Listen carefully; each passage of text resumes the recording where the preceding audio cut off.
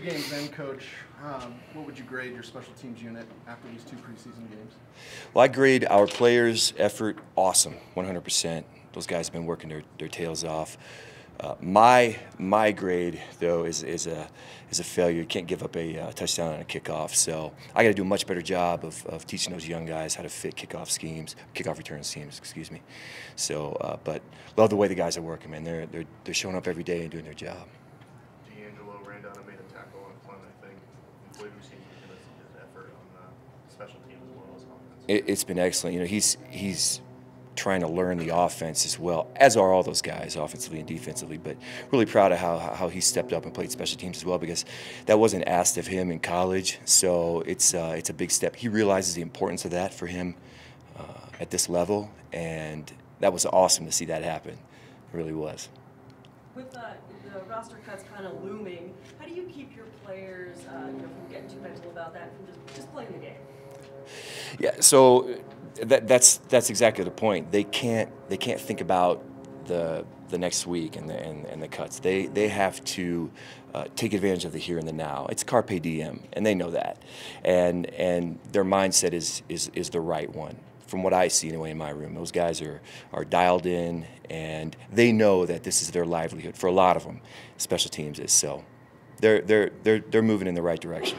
Brock, Bless you. Is there a specific high-profile special teams job that will be determined this weekend? Well, kick returner is obviously a high-profile job. Punt returner, obviously. I mean, even though we've named Isaiah the starter, but again, a lot of guys are going to get opportunities. Hopefully, if the opportunities are there, we'll roll guys through. But by all means, that. And then there are some core unit guys that need to be decided on as well. And some of that's going to depend on how they play on offense and defense. They may be doing really well for me, but if they're not playing well on offense and defense, that could be a determining factor as well. Is there a leader in the clubhouse on kick return? On kick return, well, right now it's Cody Latimer. He's been the guy since we got here, but he hasn't had a return yet in the offseason or in the preseason. We have to give him some returns, some touches, and see what he does with it. But again, we have a really good group of returners. We're so fortunate, and so hopefully those guys get opportunities. Hey, you ever seen a play before where 5 or 6 penalties were called? I got to say that's a first. We may have had more flags than we had players on the field, which. Inside joke there if you guys are following the game. Yeah, it was quite apparent. So that is a first, but at the end of the day, it was offsetting, and so it worked out. But what we decided to get them all done in one play. So that was, if you can look at it from a positive point of view. Players and flags? Is that how it came out? Yeah, if you do the math, yeah, probably. On the coverage, first of all, I mean, you can resolve half of that problem by booting it out of the end zone if you want it, but that's not what you want. No, absolutely not, Mike. So we have that luxury with Brandon. We could kick it out every time, dial up a touchback, but I'm of the belief that you have to evaluate your guys. On special teams, we don't get any live reps during training camp. So the only time that we're ever going to see them run down and actually cover a real kick is in preseason. And it's great to come out of preseason with film, be it good or bad. And the bad film serves as teach tape. And so it's really, you never say, yeah, you want a return against you, or you want, a block punt, or you want a block. You never wish that, obviously.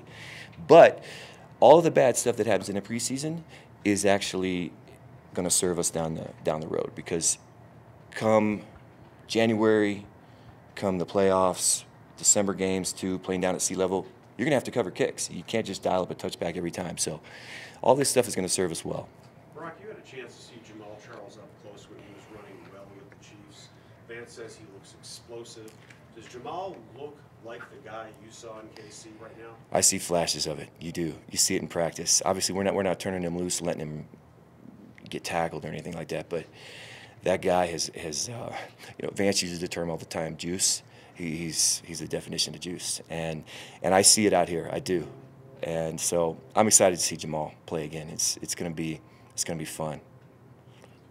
fun. Coach, you say that you said kick returners are a bigger body type. Right. Is there ever a time when you're put a smaller home run hitter back there? Oh, absolutely. Yep, absolutely. Look at, for example, Kevin Lockett for Seattle, DeAnthony Thomas for Kansas City. So there are smaller body types that are very successful at returning kicks in the NFL. In general, you want a bigger body type though, just because of the angles of that and the pounding those guys take. I mean, it's a different sort of contact.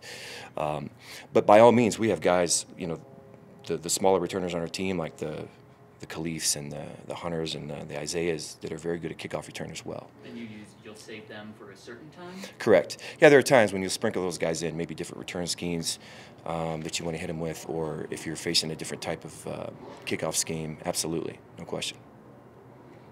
Okay, thanks, Coach. Yep. Thank you guys.